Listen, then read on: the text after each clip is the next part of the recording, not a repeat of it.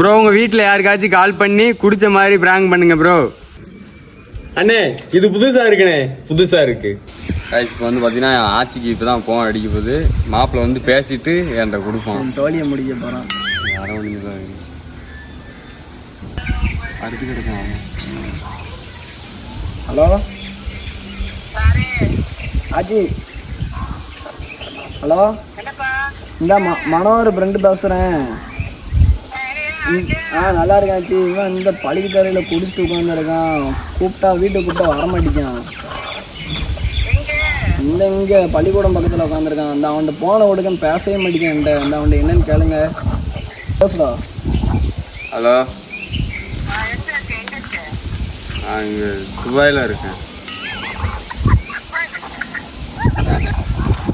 ஆமாம் துபாய் போய்கிட்டு இருக்கேன் இப்போ.